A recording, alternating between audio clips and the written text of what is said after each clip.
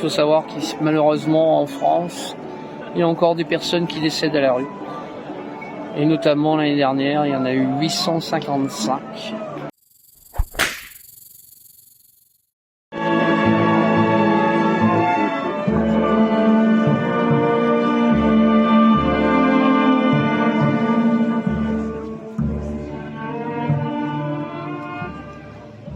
On essaye d'accompagner le plus souvent possible les morts de la rue. Alors, on ne fait pas que ça, on fait aussi des petits concerts, on participe au Noël, notre Noël de la cloche, où généralement il y a entre 350 et 400 personnes dans le besoin et personnes qui n'ont besoin pas de rien du tout, qui se rassemblent, qui se retrouvent, qui discutent ensemble. Et nous, c'est ce qu'on veut, recréer du lien social, que les Français prennent un peu plus soin des personnes qui vivent à la rue. Tu te rappelles, en 2017, Macron il avait dit qu'il voulait plus personne à la rue à la fin de son mandat. Il voulait plus personne dans sa rue. S'il veut, mais non. Les gens ils pensent encore qu'on meurt de froid et de faim à la rue. Est-ce que c'est vrai? Est-ce qu'on meurt que de ça? De faim, non, on peut toujours se démerder, ça, il n'y a pas de problème. On peut mourir de froid, oui. Alors il y a bien, mais il faut savoir qu'on meurt plus en été qu'en hiver à la rue. Donc après avoir créé une trêve hivernale, il faudrait peut-être penser à créer une trêve estivale.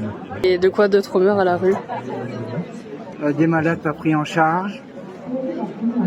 Comme Joe? Comme Joe, oui. Ah, Giovanni, on nous a lancé le défi à lui et à moi de créer cette chorale. C'est le président de la Fédération des chorales au clair de la rue qui regroupe toutes les chorales comme la nôtre de la cloche et qui sert à accompagner les morts de la rue. Et c'est lui qui nous avait lancé ce défi-là en 2016.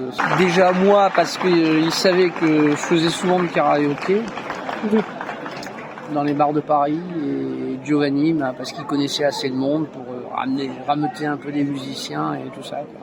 Il souffrait d'une maladie qui le faisait grossir, même s'il suivait un régime, il grossissait quand même. Et il faisait de l'hypertension, il faisait de l'asthme, il faisait aussi des arythmies cardiaques.